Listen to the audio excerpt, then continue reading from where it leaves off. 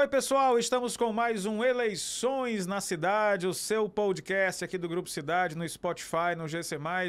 Eu sou o Thiago Lima, tenho o prazer e a honra de estar aqui para a gente debater juntos esses temas políticos tão quentes que estamos vivendo, esses tempos quentes de política aqui em Fortaleza, em Caucaia, em São Paulo também. A gente está recebendo hoje aqui com muita honra, mais uma vez, o professor Valdejares Oliveira, é historiador, pesquisador da história cearense, sabe tudo de política. Professor, uma honra tê-lo aqui no momento, mais uma vez, quente, né, professor? Seja muito bem-vindo.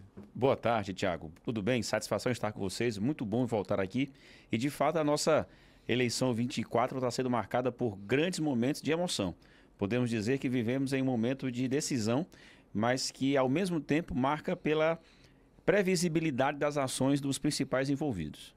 Nosso roteiro é o seguinte: vamos fazer uma avaliação breve do que foi o primeiro turno e projetar o segundo turno. Começo perguntando o seguinte, professor: esse resultado que tivemos aí, André Fernandes, aqui em Fortaleza, e Evandro Leitão no segundo turno, a gente conversou da outra vez. Era mais ou menos um cenário definido, né, que se desenhava e que se concretizou. Mas essa diferença, André Fernandes com 40% e Evandro Leitão com um pouco mais de 30%, estava dentro do que se esperava, e os dois, tanto o Sarto quanto o Capitão Wagner, ficando ali, Sarto em terceiro, Wagner em quarto lugar, na casa dos 11%, quase que empatados os dois, quer dizer, uma diferença grande, né? Foi o que aconteceu para ter esse resultado, especialmente desses dois. É bom dizer que, apesar da diferença ser significativa, ela estava dentro da margem de erro das pesquisas mais importantes. Portanto, no universo das possibilidades, essa era uma que poderia ser analisada. O que talvez tenha saído um pouco do tom tenha sido a baixa votação, tanto de Sarto quanto do Capitão Wagner. Em especial do Capitão Wagner, que tradicionalmente, nessa é a quarta eleição que ele participa majoritária, ele começa muito bem e a população e o eleitorado aparentemente vai se afastando dele quando a campanha se desloca. Mas nesse caso foi muito impactante. A quantidade de votos que certamente migrou do Capitão para André Fernandes é algo que merece ser analisado. Principalmente o que diz respeito ao cenário de daqui a 2 anos. Será que uma campanha do Capitão Wagner majoritário ainda tem espaço? Será que a direita conservadora, cristã, evangélica já comprou outra ideia? Esse é um ponto que ele precisa analisar, né? Será que vale a pena tentar o governo do Estado de novo? Mais uma vez, vendo que ele não teve apoio dos chamados bolsonaristas raiz, né? A que se deve isso, então, professor? As pesquisas indicavam o André Fernandes na frente. Isso é uma tentativa, é muito mais um anti-esquerda do que propriamente a aceitação daqueles candidatos que se colocam na direita, e aí a turma foi vendo que tinha que logo apoiar mesmo o André Fernandes. O movimento é parecido com algo assim? Eu acho que é por aí, viu, Thiago? Dentro daquilo que a gente pode imaginar do que as pesquisas diziam, há um eleitor que não está confortável em votar no Capitão Wagner, principalmente por conta da sua postura, digamos assim, titubeante com relação ao bolsonarismo. Apesar de ter um discurso muito parecido, um discurso muito próximo em alguns pontos, mas o fato dele não chamar o nome, não buscar a aproximação, fez com que ele perdesse espaço. Ao mesmo tempo, podemos ver nomes como o próprio André Fernandes, como Carmelo Neto, que abraçam essa causa de uma forma mais ideológica, mais intensa, e isso chama a atenção desse eleitor que, quando nasce um antipetista, nasce um anti-esquerdista. Mas com o passar dos anos, com o passar das eleições, ele vai se cristalizando mais como esse eleitor de uma direita conservadora. Repetindo, o campo da direita pode não ser hegemônico no Ceará como um todo, mas em Fortaleza ele tem um espaço bem significativo. Prova disso é que nos resultados do primeiro turno, nós vimos André Fernandes ganhando menos em 3 das sessões eleitorais. Ganhou em 14 e perdeu em 3. É muito impactante. Ele ganhou na periferia, nos bairros periféricos, ganhou, vou chamar aqui, a gente não gosta desse nome, na área nobre da cidade, somente em 3 sessões ele não ganhou, né? Isso mostra algo muito evidente. Existe o eleitor que não está confortável com a esquerda, fato. Existe um eleitor que tende a se aproximar da direita, fato. E que esse eleitor se cristaliza como uma direita mais conservadora, mais próxima do discurso bolsonarista, digamos, raiz. Isso é um fato estatístico. Contra ele não dá para se opor. Agora, com relação à votação do prefeito Sarto, ela também nos mostra alguns indicadores bem curiosos. Primeiro, ele teve muito menos votos que o candidato Roberto Cláudio teve nas 2 eleições que venceu, óbvio, mas também a quantidade de sessões, de votos que nós vemos nas sessões é bem menor. O eleitorado de Sarto desidratou. Para onde ele foi? Bem, talvez tenha ido para Evandro Leitão, mas eu acho que uma parte desse eleitorado foi realmente para André Fernandes. Talvez tenha sido o famoso voto útil. O senhor acredita que parte dos eleitores de Sarto, parte foi para André Fernandes? Esse eleitorado que elegeu Sarto, mas aí em 2020 tinha o PT do seu lado. Não tinha acontecido ainda o racha, né? Então nós entendemos que era um eleitor aí, ali do campo, pelo menos do centro-esquerda para a esquerda. Mas essa turma conseguiu sair dessa bolha e votar no Fernandes. O eleitor que votou em Sarto esse ano é um eleitor que, sem dúvida alguma, é um cirista de carteirinha. Esse votaria em Sarto, Roberto Cláudio, o nome que fosse trazido por esse grupo político. Agora, esses, digamos, 20% de eleitores que estavam no primeiro turno da outra eleição com ele e não estão mais, ele foi para algum lugar. E não foi para Evandro Leitão, porque se tivesse ido... Não foi só para Não foi só para Evandro Leitão, porque se tivesse ido em massa, Evandro Leitão teria chegado muito mais perto, matematicamente falando, de André Fernandes. Quer dizer, esse eleitor ele talvez tenha sido influenciado pelo próprio discurso cirista do antipetismo.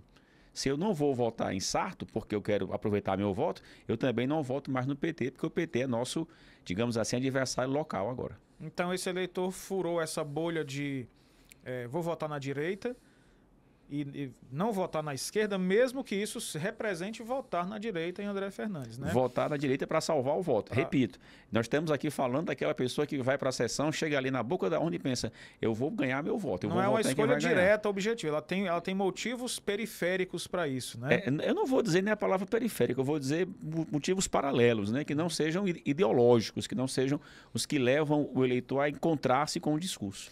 Na vez passada que o senhor veio aqui do podcast, né, o senhor afirmou que era possível que realmente a eleição, e nós acertamos, né, que seria um candidato do campo da esquerda, outro candidato do campo da direita. Agora eu quero saber outra pergunta de futurologia, né, professor? Não é brincadeira, a gente faz aqui projeções baseadas nas análises, nos resultados passados. O que será, então, desses personagens? O que vai acontecer com o prefeito Sarto? O que vai acontecer? Ele deu entrevista essa semana dizendo que até 31 de dezembro é prefeito de Fortaleza que vai trabalhar e tal. O que vai ser do Sarto? O que vai ser de Roberto Cláudio? O que vai ser de Ciro Gomes? Eu não vou nem colocar nessa conta Cid Gomes, que ainda tem mandato de senador, está aproximado ainda com a turma do PT. Esses três, Ciro, Roberto Cláudio e Sarto. O que será deles? Eu digo que tudo começa com Ciro, né? Será que Ciro Gomes tem cacife político eleitoral para bancar uma campanha majoritária para a presidência, dado o desempenho do último pleito? Pouco provável. Talvez para salvar o seu grupo aqui no Ceará, para manter o identidade aqui no Ceará, não sei, quem sabe concorrer ao Senado, mas para concorrer ao Senado você precisa ter uma chapa pura ou vai se coligar com quem? Uma coligação do grupo cirista, do PDT, com o PSDB, nós já vimos que não é um negócio que chama muito eleitor. O PSDB cearense, assim como o PSDB nacional, padece de um problema muito sério que é a falta de voto. Então, para Ciro Gomes se lançar como candidato ao governo do Estado, eu acho uma situação pouco plausível. Ciro Gomes, candidato a deputado federal, puxaria muito voto. Faria com que a legenda tivesse uma representatividade muito boa na Câmara Federal. Ele foi deputado, entre essas disputas presidenciais, ele teve um mandato de deputado. Exatamente, né? Mas ele mesmo disse que não é a praia dele. Ele mesmo disse que não é onde ele se sente mais confortável, né? Ele é homem de executivo. Bem, o Senado tem a vantagem de não ser uma eleição proporcional, é uma eleição majoritária, uma eleição de nome. Com 2 vagas. Com 2 vagas na próxima eleição, exatamente. Agora, será que isso é o que o grupo de Ciro Gomes vê como futuro aqui no Ceará? Ser uma força coadjuvante? Pouco provável. E outra, tem um detalhe aí que o PT deve querer lançar José Guimarães para o Senado. Isso aí já se circula, já se ventila bastante. Cid Gomes não se sabe se vai concorrer, mas se concorrer é um nome importante também, quer dizer, e outras pessoas. Eduardo Girão, que é outra coisa aqui. Hoje ele está desidratado, né? Mas, caso o André Fernandes seja eleito prefeito de Fortaleza, o Girão já está colado nele, já lançou apoio e tal, é da turma da direita, certamente vai vir com o prefeito do seu lado, se, lógico, tudo se caminhar por aí, né? Então, são questões importantes para a gente olhar ali na relação de Ciro Gomes. E aí, Roberto Cláudio e Sarto. Depende de Ciro. Vamos imaginar, Roberto Cláudio seria um candidato de partido, um soldado de partido para ir para o governo do estado de novo? Pouco provável que ele consiga fazer isso de uma forma competitiva. Enfrentar um governador no cargo. No cargo, exatamente. Com a máquina na mão, com a chave do cofre ali do seu lado. E outro ponto, o nome de José Sarto, ele tem pouca luz própria no executivo. Eu não consigo imaginar que Sarto seja apresentado como candidato ao governo do estado, até porque dado o seu desempenho nessa eleição agora. Agora, Sarto como candidato à Assembleia Legislativa, ele consegue voto. Ele consegue eleição, consegue puxar. A gente tem sempre que lembrar do chamado coeficiente eleitoral, né, Tiago? A eleição para a Assembleia Legislativa e para a Câmara Federal, ela é proporcional. Então, se um candidato puxa muito voto, ele elege mais gente junto com ele. Essa matemática sempre tem que ser feita. Muitos eleitores esquecem disso. Ele vota em A, mas acaba elegendo B, porque o voto dele foi útil para aumentar a quantidade de votos dentro do grupo que ele representa, né? No nosso roteiro, a gente vai já falar sobre André Fernandes e Evandro Leitão, mas estamos ainda nesse after das eleições. Professor, em algum momento o senhor acha que o PDT pensou em lançar Roberto Cláudio? E eu digo isso porque o prefeito Sarto foi muito apontado, acusado, a palavra forte, acusado, mas seus adversários apontaram o dedo nele que ele esteve ausente algum período. E eles têm pesquisas internas, certamente, mas o senhor acredita que em algum momento o PDT cogitou, olha, melhor lançar Roberto Cláudio, candidato, do que o prefeito Sarto estar no cargo? E aí, respondendo essa pergunta, seria um erro também você ter o prefeito e não colocar ele, porque não confia? É uma sinuca de bico para o senhor aqui. Cogitar, eu acho que cogitou. Em algum momento ali, final do ano passado, vamos dar um marco, vamos dizer abril desse ano. Em abril desse ano, os dois lados eles começaram a se mostrar mais claramente para onde iam. Eu acho que até abril desse ano o nome Roberto Cláudio chegou a ser cogitado. Mas lançar um candidato que não seja o prefeito é queimar o filme do próprio grupo. É dizer que aquele nome não é o mais adequado para esse cargo. Dentro do projeto do PDT, certamente não passava a derrota de Roberto Cláudio no primeiro turno de 2022. Essa derrota ela foi muito marcante para delinear o que aconteceria nos anos seguintes. Roberto Cláudio não estava, digamos assim, preparado para passar 4 anos fora de um mandato. Ao mesmo tempo, voltar para prefeito, ele teria talvez vamos assim dizer, um reconhecimento maior da população. Afinal, passou 8 anos no cargo, foi reeleito, teve margem de votos para ser reeleito com certa folga no segundo mandato, e isso garantiu a ele um cacife político, tanto que ele foi o nome do grupo para o governo do estado. Mas apresentá-lo para a prefeitura seria dizer para o próprio eleitor que a opção de José Sarto não era a melhor naquela ocasião, era que tinha na mão. E isso não seria bom para o próprio discurso, um prato cheio para os seus opositores, né? E o senhor acha também que eles, depois do resultado, é fácil falar, né? Mas deu um arrependimento, será? Poxa, o candidato teve só 11%. Talvez seria o caso de passar por cima disso. Eu estou pensando aqui um exercício, né, de análise, né? Passar por cima disso e ter colocado o Roberto Cláudio mesmo, bateu, será um arrependimento, né? Porque foi muito distante, né? Eu acho que o arrependimento maior, Thiago, foi do mote da campanha. A proposta, a gente até conversou sobre isso, né? Sim. A proposta de tentar trazer o eleitor mais jovem, com um discurso mais Juliette, isso pode ter sido o grande... Isso foi o grande erro da campanha de Sarto para não conseguir a reeleição. Ele não teve a força de apresentar o que havia feito, de fazer aquele comparativo, né? Olha como estamos hoje, 4 anos depois, olha o que eu consegui fazer. Ele fez isso muito pouco ao longo da campanha. Os 3 meses de campanha foram mais marcados pela tentativa dele de fazer um discurso que não era muito a praia dele. Portanto, se bateu arrependimento, acho que nem foi por indicá-lo ao cargo, porque seria a saída quase que natural. Foi pela maneira como ele foi apresentado para o eleitor. Apostar nesse eleitor de primeiro voto talvez tenha sido o grande problema do grupo que José Sarto faz parte. O professor Valdejares Oliveira é historiador, pesquisador da política cearense, bate esse papo com a gente aqui no podcast Eleições na Cidade. Vamos falar rapidinho de duas outras cidades importantes, que são Juazeiro do Norte e Sobral, né? São duas, especialmente Sobral, porque foi uma derrota para o Grupo Ferreira Gomes, professor. O quão representativa é essa derrota? E aquilo que a gente falou de um distanciamento de Ciro Gomes, da possibilidade de cargos muito altos, a derrota em Sobral também é representativa, além de concreta, né? É representativa também? Ela é representativa no sentido de dizer que a ruptura dos irmãos Ferreira Gomes foi decisiva para perder o seu domínio sobre a sua cidade natal. Ela é representativa porque marca uma derrota muito grande no ponto de partida do grupo. Perder Sobral é deixar claro que a fragilidade do grupo se expõe. Isolda Sela não é um nome assim que você vai dizer, puxa, como foram colocar Isolda Sela. Mas Isolda, ela não tinha, digamos assim, a força de sozinha bancar aquele negócio. O carisma, talvez, também? O carisma político, mas, sobretudo, a falta de reconhecimento por grande parte da população. Em Sobral, Isolda foi secretária de Educação.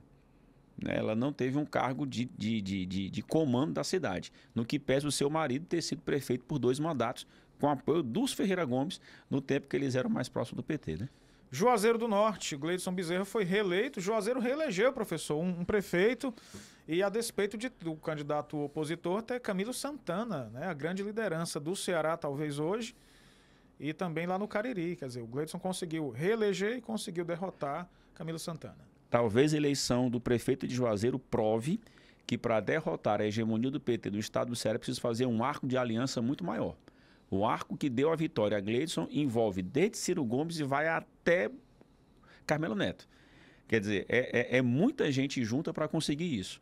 Talvez seja essa a chave do sucesso para, no governo do estado, conseguir quebrar o domínio que o PT tem já há alguns anos aqui no estado do Ceará. A vitória de Gleidson prova outro ponto importante da nossa história, que Camilo Santana tem uma força muito grande, tem um apoio muito grande, mas que ele não consegue ainda quebrar, digamos assim, barreiras que estão mais organizadas, mais cristalizadas. Venceu no Crato e venceu bem, mas no Juazeiro ficou para trás, né? É essa barreira que Lula consegue ou conseguiu até bem pouco tempo atrás, quer dizer, o nome de Lula sozinho carrega muita coisa, muito voto e consegue transpor muitas barreiras. O Camilo ainda não tem no Ceará o que Lula tem no Brasil, de arrastar mesmo, usando o termo popular? Até porque são perfis diferentes, né? São discursos diferentes, com apelos diferentes. Lula é o monstro que a gente vê há mais de 45 anos na política, o seu carisma, a sua acessibilidade, a forma como ele consegue falar com as pessoas mais simples e transformar isso em apoio, é algo inquestionável. E Camilo não tem essa pegada, isso não é a praia dele. A praia dele é muito mais organização de bastidores, é muito mais formação de apoio. Agora, ir para a linha de frente e puxar voto, Lula é praticamente imbatível. Eu vou dizer outro nome aqui no Ceará, que talvez possa fazer isso. Vai perguntar o nome? Qual é o nome? Luiziane Lins. Ah, não no Ceará. Não no Ceará, aqui eu Fortaleza, digo em Fortaleza. Fortaleza. Esse magnetismo que Luiziane tem com a militância, ele é muito forte. E ele pode fazer diferença. O magnetismo podemos traduzir para ligação, proximidade, estar lá muito íntimo da militância? Eu penso que seja essa a chave do sucesso, dos dois. Esse arco que o senhor falou que o Gleidson conseguiu reunir lá em Juazeiro do Norte, que conseguiu quebrar essa bolha de estar contra o governo do estado, o governo federal, um ministro de estado tão importante. Essa bolha é a mesma que André Fernandes precisa, a gente já está puxando aqui agora para a capital, é essa bolha que André Fernandes quer e precisa ultrapassar, mesmo a pesquisa indicando que ele está na frente, ele está lutando contra máquinas importantes, né? No caso de André Fernandes, nós temos um fator diferencial muito importante. É óbvio que em política, quanto mais apoio, melhor. Quanto mais agregação, melhor. Mas no caso de André Fernandes, ele tem um nome de muito peso na manga que ele não apresentou ainda, que é Bolsonaro.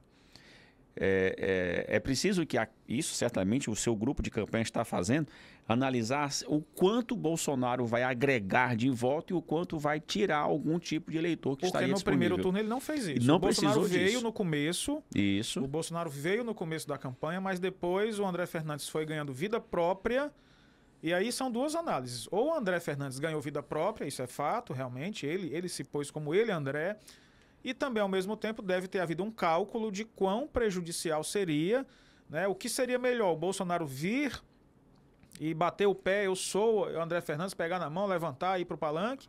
Esse cálculo é o segundo turno, né? Porque se esse discurso tivesse sido feito no primeiro turno, ele seria incompatível com aquilo que André Fernandes apresentou. A sua proposta de ser a mudança da juventude, da nova experiência, ela seria incompatível no discurso com a presença de Bolsonaro do seu lado todo o tempo. Então, houve uma opção, e essa opção foi, como mostra o resultado, muito eficiente, de fazer com que André se apresentasse para um eleitorado com uma proposta, mas trouxesse junto consigo, digamos assim, a garantia, a âncora de Bolsonaro para fazer com que a sua campanha pudesse, digamos assim, ter um handicap, um ponto de partida.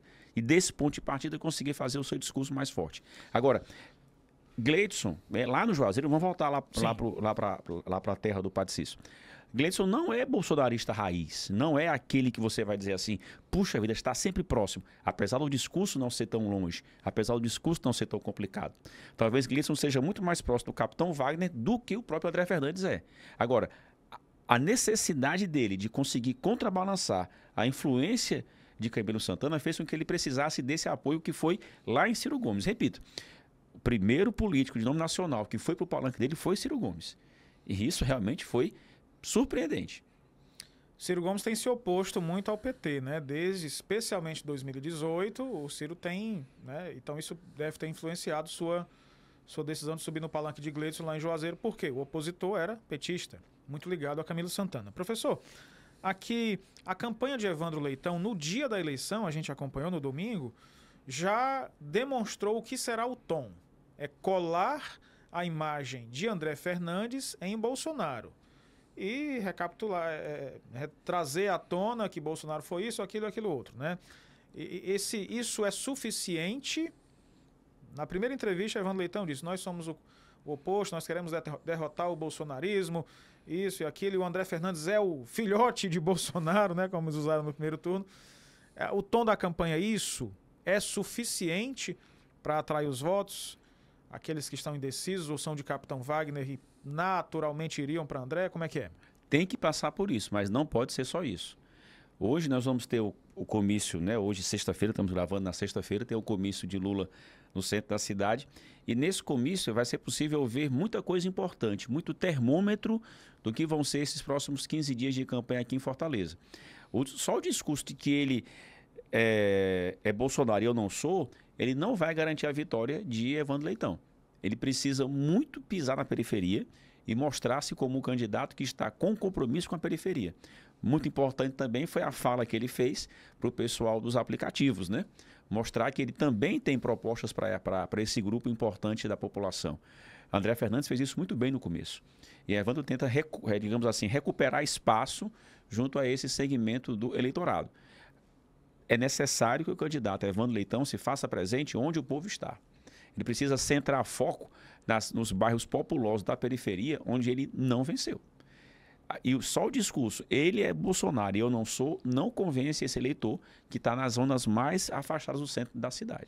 O povo já sabe, eu digo isso, pergunto isso, professor, porque a gente vive aqui no nosso universo, nós sabemos de tudo, né? Assim, a gente sabe quem é quem, o que defende e tal, mas o povo precisa, acho que o Evandro Leitão está apostando nisso, em informar algo que para nós é óbvio, que André Fernandes é ligado a Bolsonaro, a gente sabe. Mas o povão sabe? Essa periferia que o senhor falou aí sabe que André Fernandes é muito próximo a Bolsonaro e Evandro Leitão tá falando com eles e não conosco? Esse eleitor conhecia André Fernandes em 15 de agosto? É provável que não. Se esse eleitor não conhecia André Fernandes em 15 de agosto, quem o apresentou? O horário eleitoral da TV? Certo. A rede social? Pouco provável. Esse eleitor chegou em André Fernandes através de um discurso que ele próprio já apresentava como de mudança. E essa mudança, essa, digamos assim, transformação da cidade, chama a atenção de quem se sente desassistido pelo poder público. Lembrando, política não tem vácuo, não tem espaço vazio. Se você deixa um espaço, o outro ocupa. E o prefeito não ocupou esse espaço. O prefeito não ocupou o espaço de ir lá para a periferia e dizer, olha o que eu fiz para você, olha a areninha que nós fizemos, olha o posto de saúde que você tem aqui, olha a sua escola municipal em tempo integral que nós fizemos, olha a creche que está aqui. Se o prefeito não fez, porque optou por outra, digamos, pegada, André Fernandes fez. E fez muito bem. Quer dizer, se ele é Bolsonaro ou não para o eleitor de periferia, isso vem a ser um detalhe que talvez Evandro Leitão tenha que explorar. Mas ele ser ou não Bolsonaro não vai fazer com que esse eleitor mude de voto. Não está sendo determinante. Ainda né? não. Ainda não. Assim, Lula estava hoje lá na cidade de Jardim, lá no Zé Walter, falando para ex-eleitor, mostrando o que o seu candidato se propõe a fazer, como vai fazer e onde vai fazer. Esse tipo de atuação pode não, será determinante para uma virada. Porque temos que lembrar, mesmo que a primeira pesquisa tenha dado um empate técnico, quem tem que virar o jogo é Evandro Leitão. Tá, esses 40, eu passo já para falar um pouco dos apoios, né? Evandro Leitão está recebendo mais apoios. E também da declaração de Wagner, que vai apoiar André Fernandes. Mas antes, quero saber justamente isso. André Fernandes parte mesmo com 40%? Digo isso do resultado do último domingo, né? Ele já parte com esses 40% ou não é bem assim? O eleitor, em geral, brasileiro, ele é um bicho muito estranho, né? Só para fazer um link histórico. Há 64 anos, o eleitor votou em Jânio Quadros, o antigetulista radical apoiado pelo DN para presidente, e votou para vice em João Goulart, que era a continuidade do getulismo. O mesmo eleitor fez isso. Lembrando que naquela época a eleição de presidente e vice eram distintas, não era uma chapa, né? Eram duas eleições. Então, isso prova o seguinte, o que tem na cabeça de eleitor é algo realmente surpreendente. Mas o eleitor que votou em André Fernandes é um voto muito cristalizado, é um voto muito consciente. Para esse eleitor que votou em André Fernandes não votar, vai precisar acontecer alguma coisa muito marcante nessa campanha. Não sei se Evandro Leitão está guardando alguma carta na manga, algum daqueles vídeos mais polêmicos de André Fernandes no seu tempo de youtuber, ou se isso vai realmente impactar. Mas os 40% que André Fernandes teve no primeiro turno são de eleitores bastante cristalizados. O Leitão usou essa tática de usar vídeos, né, do passado do youtuber do André Fernandes. O senhor acha que isso colou? Teve resultado de alguma forma para o Leitão? Deve ter tido resultado para um eleitor que não conhecia André Fernandes. Isso deve ter tido algum tipo de impacto. Mas isso não foi decisivo para que ele pudesse abrir uma vantagem tão grande em relação aos outros dois. Vamos já falar do apoio. O capitão Wagner anunciou o apoio a André Fernandes, mas eu quero continuar falando agora da estratégia do PT e dos apoios que o Evandro Leitão tem recebido. Recebeu, obviamente, como era de se esperar, por motivos óbvios do Técio Nunes e do George Lima. Primeiro, se esses dois apoios são determinantes, né? O que eles representam, ou se a turma já sabia mesmo, isso não vai fazer muita diferença. E segundo, a posição do prefeito Sarto, de neutralidade. O PDT também anunciou neutralidade. E o papel dos vereadores, professor. Vamos lá, essas três coisas. Começando pelos vereadores? Começar de trás para frente, né? O apoio do vereador vai ser muito importante para Evandro Leitão, pelo que nós dissemos agora há pouco. De estar lá na periferia, onde o eleitor conhece o vereador dele. Vereador muda voto? Muda voto. Muda voto, principalmente quando ele... Vamos citar o caso dos eleitos, dos 8 eleitos de Sarto. Do PDT. Do PDT. O que um vereador do PDT tem a ganhar em se opor a Evandro Leitão? Muito pouco. Ele apoiando o André Fernandes e André Fernandes sendo eleito, ele não vai ganhar muita coisa em termos de sustentabilidade política, vamos chamar assim com eufemismo. Porque o PDT é oposição. É oposição. Agora, é muito mais prático para um vereador desses, nós estamos tentando fazer aqui um exercício de entrar na cabeça de um político para ver qual é a vantagem que ele pode ter em cima disso. Ir apoiar Evandro Leitão pode significar cargos, oportunidades e principalmente visibilidade. Mas, ao mesmo tempo, apoiar Evandro Leitão significa estar, digamos assim, se afastando da sua esfera. Porque todo mundo sabe que o discurso de neutralidade de Sarto é apenas uma coisa, digamos, pro forma. O grupo de Sarto não vai puxar voto para Evandro Leitão. Mas o grupo de Sarto não está com a chave do cofre na mão, não está com a administração pública ao seu poder daqui a mais 4 anos. Então, esses 8 vereadores que elegeram, que foram eleitos no PDT, podem ser muito importantes para chegar na periferia e mostrar que Evandro Leitão pode fazer mais do que André Fernandes e pode mudar algum voto. Pode? Pode. Vai acontecer? Bem, aí só Deus sabe. Segundo ponto importante da sua pergunta, a pergunta é tripla, né? No momento em que André Fernandes e Evandro Leitão vão para o segundo turno, é preciso deixar muito claro que eles representam lados completamente diferentes. E esses lados já estavam mais ou menos delimitados lá no começo da campanha. No momento em que você vê o candidato George chamando André Fernandes para a briga no primeiro debate, prova que ele estava ali para tentar tirar a voto dele. E se ele vai tirar a voto de André Fernandes, vai dar para quem? Portanto, o apoio tanto de Técio, a esquerda tradicionalmente do PSOL, do PSTU, vai se aproximar de Evandro Leitão e do PT. Do PT, vamos dizer assim, né? Não de Evandro Leitão, mas do PT. Então, é representatividade? É. A militância de esquerda, ela é muito mais engajada, é muito mais presente, é muito mais atuante, historicamente falando. Ninguém pode esquecer do Lula lá e Zé Ayrton cá. Esse negócio é muito forte. Isso pode ser importante. Mas em termos, assim, vamos dizer, numéricos, estatísticos, a relevância não é tão grande.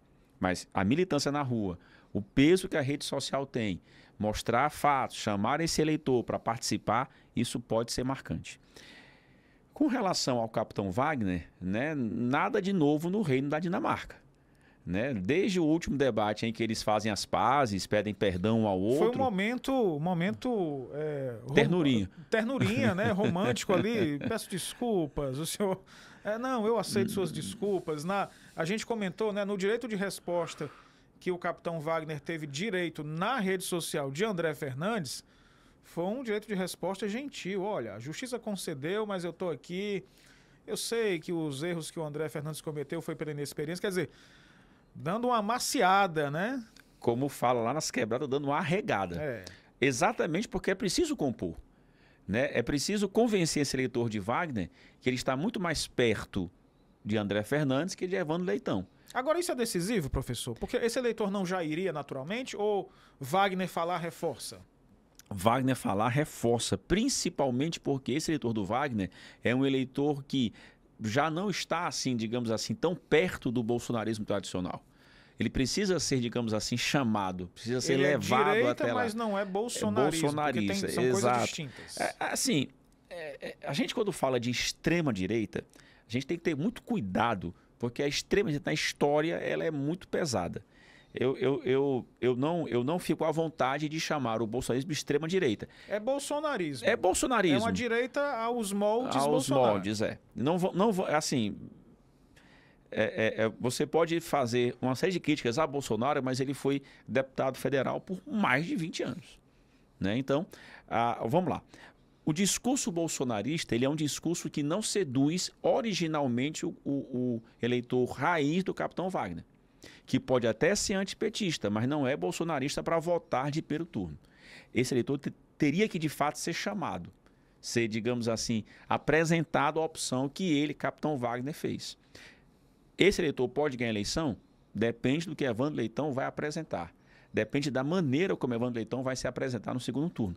Nesse começo de mostrar que o capitão é bolsonarista, que o André Fernandes é bolsonarista, isso também não vai fazer com que esse eleitor do capitão mude de lado para votar no PT. Ele vai ter que fazer alguma coisa a mais. Ele vai ter que apresentar algo mais. Quem sabe trazer alguma proposta do capitão Wagner para dentro do seu discurso. E Wagner vai subir no palanque com o André, vai pegar na mão, vai abraçar e dizer, meu irmão? É provável que sim. Porque temos que lembrar que o capitão Wagner, ele está aí já há 4 anos sem mandato. Fez um estágio em Maracanaú, mas o Roberto Pessoa recebeu apoio do PT para se reeleger. Deus sabe o que é que pode acontecer por lá. Ter um aliado na prefeitura nunca é uma má notícia, né? Fazer com que a sua base... ser um aliado determinante, né? Que teve um peso na eleição, né? Pode fazer com que isso signifique muita coisa importante.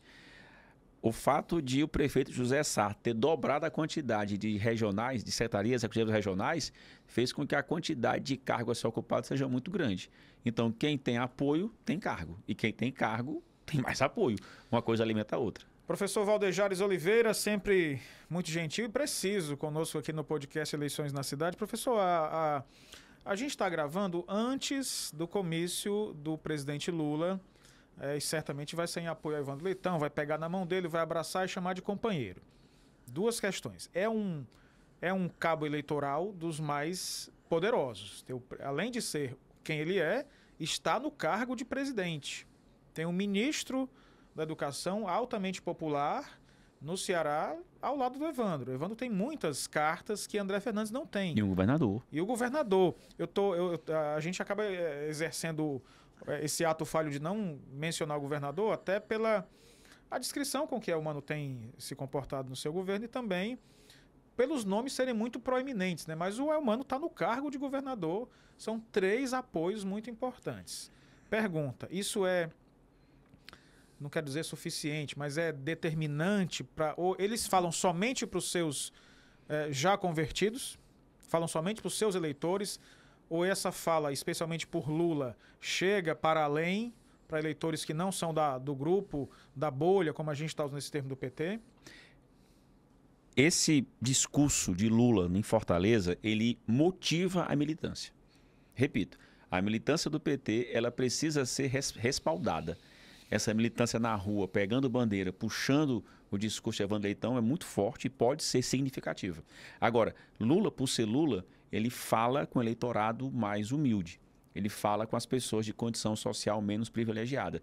E esse eleitor, como nós vimos pelos mapas de urna no primeiro turno, esteve muito mais perto de André Fernandes. A presença de Lula aqui em Fortaleza, ela além de magnetizar a militância, ela vai fazer um discurso de que ele voltou, ele está aqui, e o candidato dele é aquele ali. Isso traz voto. Isso pode ser muito importante. Luiziane Lins, não dá para não falar nela, né? Dá não. Como é que vai ser? Ela vai... O Caucaia tem segundo turno, né? E não tá fácil lá, né? Naomi Amorim teve uma votação 34, né? O Catanho passou por 8 votos. Vai precisar demais da Luiziane Lins. E aí, Luiziane vai vir apoiar Evandro Leitão? Quando eu digo apoiar, ir pra rua, subir no palanque. Luiziane vai estar... quem está ouvindo depois, né? Lembrando que a gente está gravando na sexta-feira, dia 11 de outubro, no dia que Lula vai fazer um comício, né? A Luiziane vai estar no palanque hoje, porque ela foi preterida nas 2 ou 3 vezes que Lula veio, né? Como é que é o papel dela, se ela vai ficar lá em Caucaia e que papel para voto ela tem? Nesse momento, se eu fosse Evandro Leitão, eu estaria muito perto de todas as forças espirituais para trazer Luiziane Lins para o seu palanque. Eu devo confessar que agora de manhã andei tentando consultar algumas fontes próximas a ela e a resposta que eu tive foi a mesma. Não sei se estavam orquestrados. Mistério. Bom, pelo menos mistério não é não. Né? Mas também não é sim. Não é sim, mas no primeiro turno foi não. Foi. O Evandro Leitão disse aqui no podcast aqui pra gente que todo partido tá com ele. E se todo partido tá, inclui, obviamente, Luiziane Lins, mas a gente viu que ela se empenhou lá em Caucaia, né?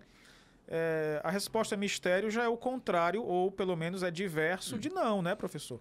É um indicativo de possibilidade? Ou pelo menos é um indicativo de que aguarde para ver o que vai acontecer, né? Mas assim, que Luiziane Lins pode ir para o palanque? Pode. Lula está no palanque, a liderança do PT está no palanque, ela estar lá é bem possível. Agora, fazer um discurso inflamado, ovacionando Evandro Leitão... Alá Luiziane Lins... Aí já é um pouquinho mais diferente, né? A prefeita Luiziane Lins, a deputada federal Luiziane Lins, ela é uma pessoa que tem uma personalidade muito forte. E a maneira como ela passou esses últimos meses aqui em Fortaleza pode ser muito significativa nesse sentido. Por Lula, ela pode até ir para o palanque, pode até discursar, mas vai ser muito difícil encontrar em Luiziane aquele discurso forte que ela faz. O eleitor petista, ele sente... Ele sabe quando o discurso é apenas protocolar ou... Não acho que protocolar não é o termo correto, mas é um discurso que ela está ali para compor, para não ser deselegante. O eleitor sente isso e faz diferença, porque assim como a gente falou que o eleitor de André Fernandes, ele não deve, e o de Wagner também deve migrar para André Fernandes, esse eleitor petista não vai deixar de votar no PT só porque o candidato Evandro Leitão é recém-chegado, teve disputas internas, ele olha muito mais para... Vamos eleger a esquerda e não deixar o que eles chamam de extrema esquerda ocupar o cargo? É uma pergunta muito boa, Tiago. Se a gente for pensar nos meandros que essa pergunta traz, nós vamos ter que primeiro saber o seguinte. Nós estamos falando de um petista, de um eleitor petista, de um lulista de carteirinha. Nós estamos falando de um militante do PT. Porque assim, o militante ele vai votar de qualquer maneira em quem for, com Luiziane ou sem Luiziane.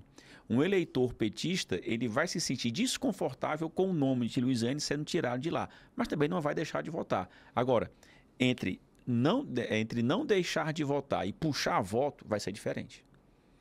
E o que Evandro precisa que o voto seja puxado. Virar o jogo. Tem que virar, né? Tem que virar o jogo.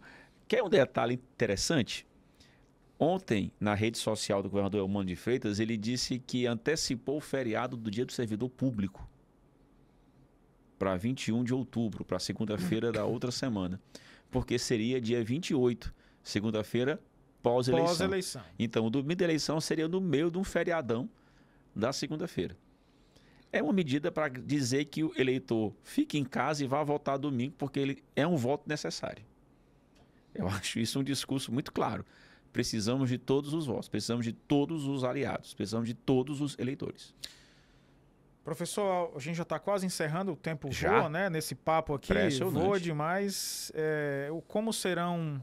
É possível observar como serão as campanhas? E aí, eu acho esse comício do Lula um marco, né? Porque os vídeos do presidente falando Evandro Leitão, o tempo todo vão ser massivamente veiculados, né? E como é que André deve reagir a esse comício e às recém-propagandas do Leitão? Eu estou apostando numa motociata. Uma motociata? Motociata. Com o Bolsonaro? Óbvio. É preciso marcar presença. Mas aí tem aquele cálculo, né, que a gente falou. Será que o Bolsonaro vir...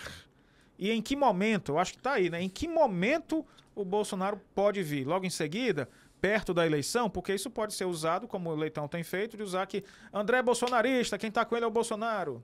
Sexta-feira, dia 24 de outubro, 4 da tarde. 2 dias antes. Tá certo, professor. Mas sabe por quê? Porque, deixa eu só citar aqui um exemplo bem rápido. A Silon Gonçalves saiu do PL para oficialmente engajar na campanha de Evandro Leitão. O eleitor mais desavisado pode não reconhecer o que esse nome representa na grande Fortaleza. Representa muito. Muito. Garantir a Silon Gonçalves dentro do espectro petista para o segundo turno é mostrar uma coisa muito séria. Nós temos apoio político. Nós temos garantia de que haverá uma sustentabilidade política por parte não só de vereadores, mas de todo um congraçamento. É preciso que André Fernandes combata isso.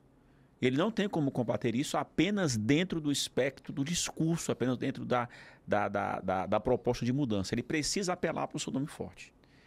E esse nome forte é Bolsonaro. Trazê-lo para cá vai significar com que ele possa se segmentar ainda mais e garantir para aquele eleitor que, digamos assim, está em dúvida, possa dizer, realmente esse aqui é o cara porque ele vai derrotar o PT. Eu não vou perguntar ao senhor quem vai ganhar ou quem vai perder, mas vou perguntar se a diferença vai ser tão mínima quanto foi em 2020, de Sarto para Capitão Wagner, ou se teremos um descolamento. Dá para dizer que vai ser apertado. Se foi como naquele ano de 20, não dá para saber. Até porque aquela eleição de 20 teve muitos fatores. Muitos fatores, né? A pandemia, a quantidade de falta de eleitores, de abstenção. Esse ano vai ser apertado, mas talvez não seja tanto quanto aquele. Para que lado, não me pergunte, por favor, porque eu não gostaria de responder. Tá certo. Professor Valdejares Oliveira, a quem agradeço muitíssimo. É sempre bom bater papo com o senhor. Lembrando que o Grupo Cidade está com a cobertura completa aqui no YouTube GC+, no portal GC+, na TV Cidade e na nossa Jovem Pan News Fortaleza. Professor, muito obrigado mais uma vez. Sempre uma honra e um prazer conversar com o senhor. Viu? Satisfação enorme estar aqui com você, Tiago. Estamos sempre com você, caso sejamos convidados.